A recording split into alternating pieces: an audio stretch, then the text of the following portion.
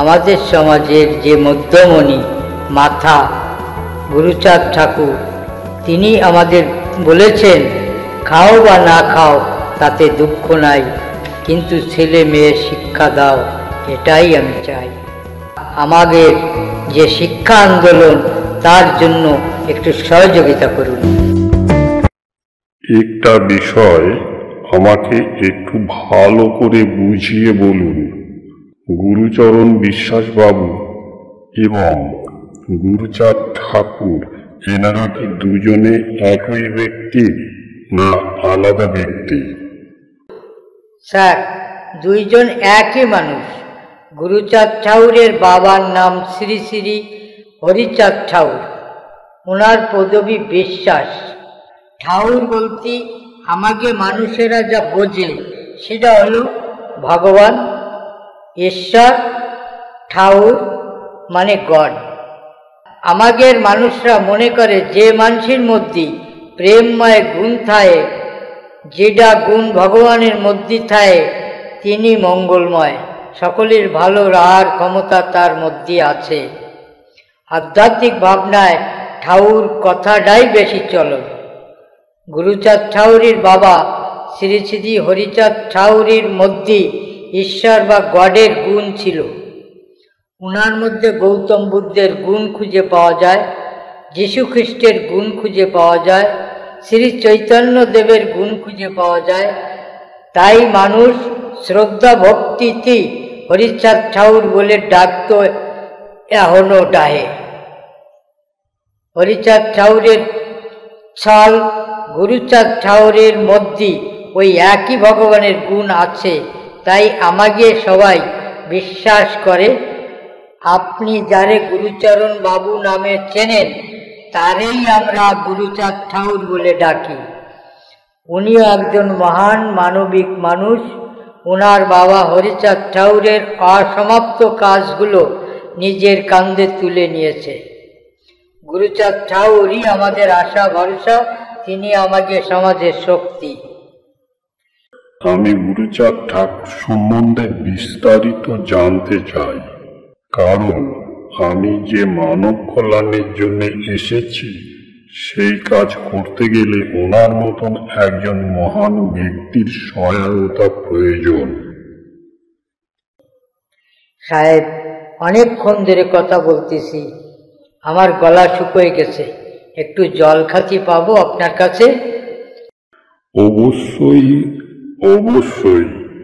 আপনাদের সঙ্গে কথা বলে আমি এত উৎফুল্ল হয়েছি যে আমি আপনাদের পানীয় জল দিতে ভুলে গেছি। কমলা ডটার, অতিথিদের জন্য খাওয়ার জলের ব্যবস্থা করো। ও গড, ইউ আর গ্রেট। তোমার আলোকে দীপ্ত শীতল ছায়ায় বঞ্চিত মানুষেরা এসেছে, তুমি করুণা করো। আমি যেন এনাদের মুখে হাসি ফোটাতে পারি। স্যার, আপনি মহান। আমরা এনে আসার সময় যেরকম ভয় পাচ্ছিলাম, এখন সেই রকম ভয় আর করতেছে না। এখন আপনার সঙ্গে কথাবার্তা বলতে অসুবিধা হচ্ছে না আমাকে। দুনিয়ার সব মানুষ যদি আপনার মতন হতো, তাহলে হয়তো পৃথিবী দুঃখ কষ্ট আর থাকতো না।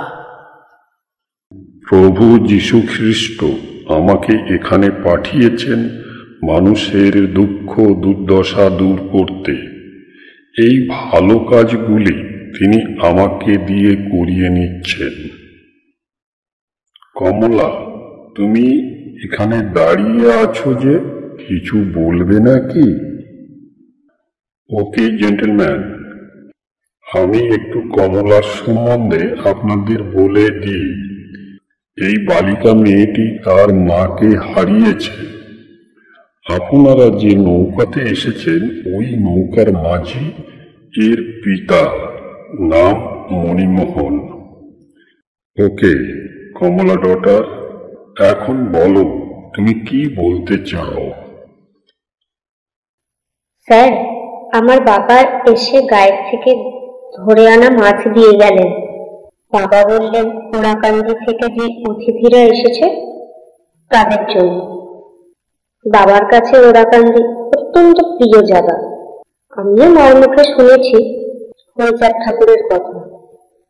বাবা ওরাকান্দিতে যেতে পেয়ে খুব খুশি হয়েছেন। আমি কি ওরাকান্দি থেকে যে অতিথিরা এসেছেন তাদেরকে একটু প্রণাম করতে পারি?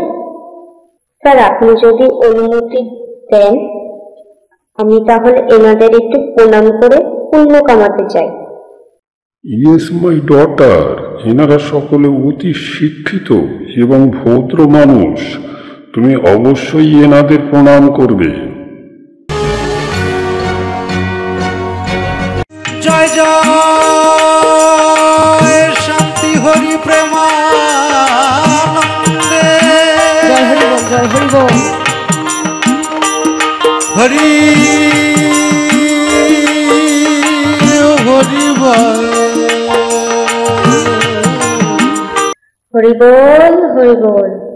হে পরম দয়াল ঠাকুর, তুমি সবাইকে ভালো রেখো। কমলা ডটার, তুমি এখন যাও, এনাদের দুপুরে ঠিক মতন খাওয়ার ব্যবস্থা করবে এবং অক্ষয় কাকাকে বলবে দুপুরে এনাদের বিশ্রামের ব্যবস্থা যেন ঠিক মতন করে দেয়।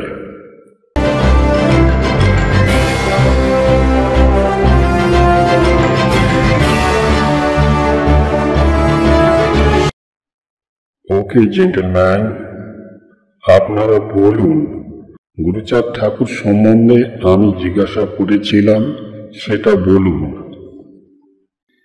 স্যার, গুরুচাঁদ ঠাকুরকে নিয়ে কিছু বলতে গেলে তার আগে হরিচাঁদ ঠাকুরের কথা না বললে আপনি আমাদের ঠাকুরকে ঠিক মতন বুঝতে পারবেন না। তাহলে তো আরো ভালো। আমি অবশ্যই হরিচাঁদ ঠাকুরের সম্বন্ধে জানতে চাই, আপনারা বলুন। স্যার, বৈষ্ণব ধর্মের মধ্যে নানান রকম কুসংস্কার ঢুকে আছে। জমিদার আর তাদের কর্মচারীদের অত্যাচার এবং উচ্চ বর্ণীয়দের ঘৃণায় গ্রাম বাংলার মানুষদের জীবন নরকের মতন বিষময় করে দিয়েছে। চারিদিকে তখন হাহাকার। সেই সময় এই কসপাড়াগায় 1812 সালে চার্চ দিয়ে আলো করে অবতীর্ণ হয়েছেন, মানে জন্মগ্রহণ করেন শ্রী শ্রী হরিচাঁদ ঠাকুর।